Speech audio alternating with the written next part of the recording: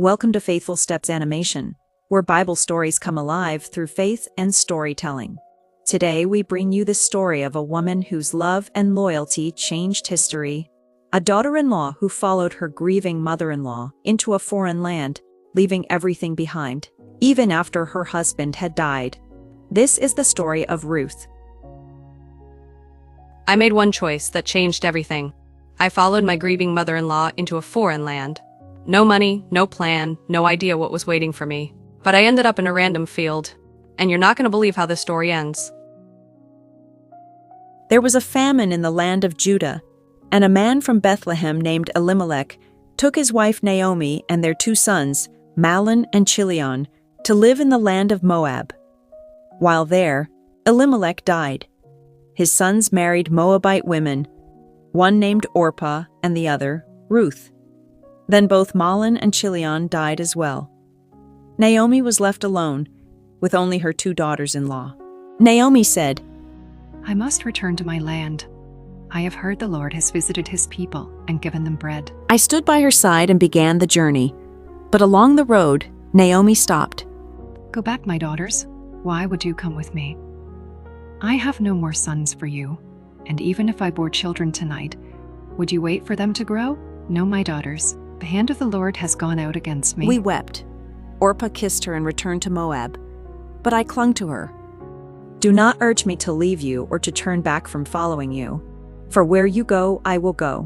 Where you lodge, I will lodge. Your people shall be my people and your God, my God. Where you die, I will die.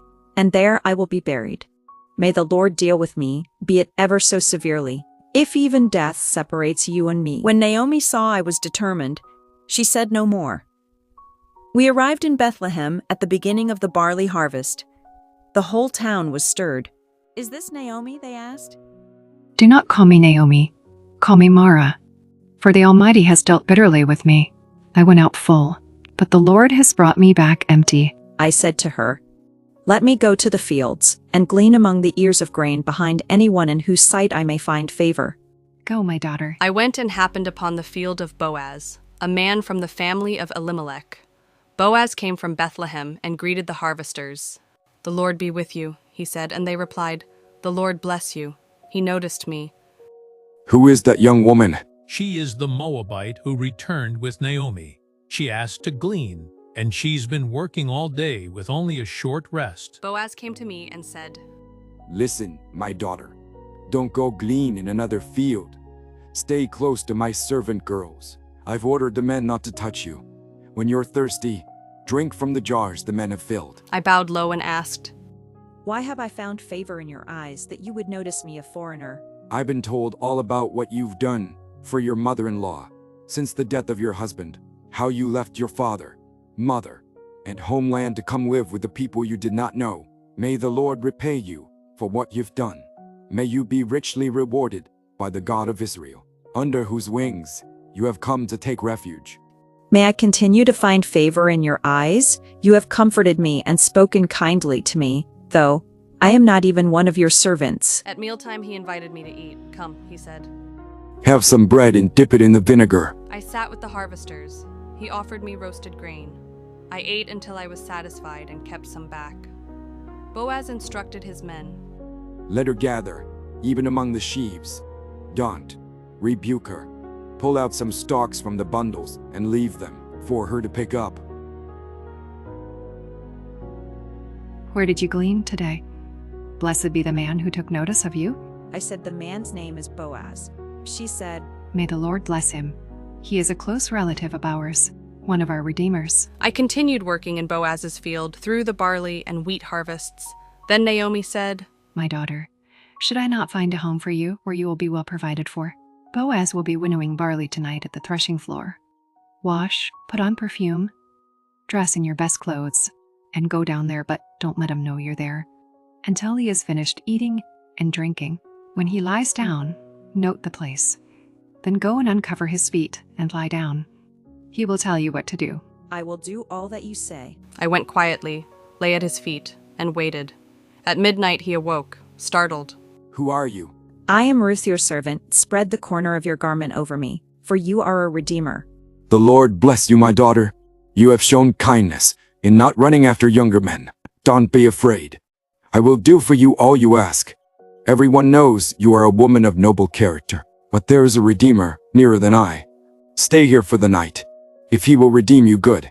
If not, I will." He gave me 6 measures of barley and sent me home to Naomi. What happened, my daughter? I told her all he had done. She said, Wait, my daughter. The man will not rest until the matter is settled. Boaz went to the city gate, sat down, and called 10 elders. He spoke to the nearer relative and explained Naomi was selling the land. The man said he would redeem it, but Boaz said, "You must also marry Ruth, the Moabite." and the kinsman said, I cannot redeem it for myself, lest I mar mine own inheritance. Redeem thou my right to thyself, for I cannot redeem it. So Boaz said, "You are all witnesses today.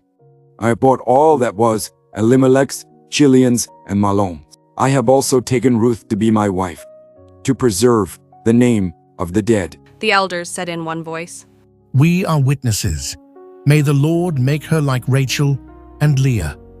May your house be like the house of Perez, whom Tamar bore to Judah. Boaz took Ruth as his wife, and the Lord blessed her, and she gave birth to a son. The women said to Naomi, Praise be to the Lord, who has not left you without a redeemer. May he become famous in Israel. He will renew your life and sustain you in old age.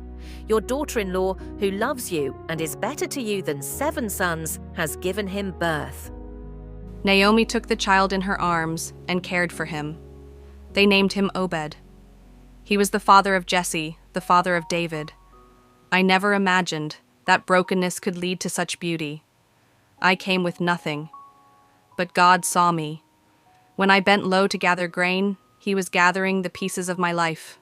I was a foreigner, but the God of Israel called me daughter. He lifted my head, he gave me a home, and he placed his promise in my womb. If you feel forgotten or lost, remember this.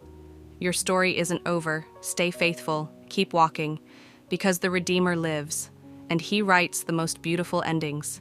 As it is written in Ruth chapter 2, verse 12, May the Lord reward your work, and your wages be full from the Lord, the God of Israel, under whose wings you have come to seek refuge. From Naomi, we learn that even in bitterness and grief, God is still working. And from Ruth, we learn that loyalty, faith, and humility can lead us into divine purpose. This is the power of redemption. This is the story of Ruth.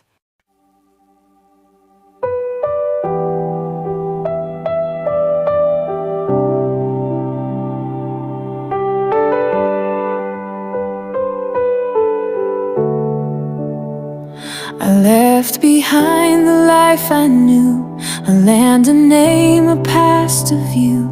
But love was pulling me through the pain to follow you through loss and rain. I walked beside your bitter grief, no promises, no hope beneath. But still I whispered through my tears, I'll stay with you through all the years. Under his wings I found my shelter. When I was weak, he held me stronger.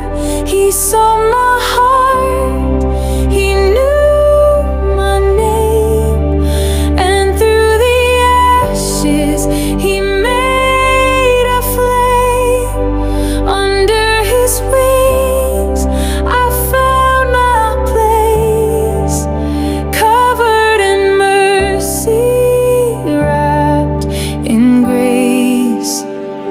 I've been to glean among the grain, a foreign field of silent shame. But kind eyes saw me where I stood and spoke a blessing meant for good. He said, the Lord repay your faith. You've come beneath his wings for grace. And in that field I found my worth. Heaven touched this lowly earth. Under his wings I found my shelter. When I was weak, he held me stronger.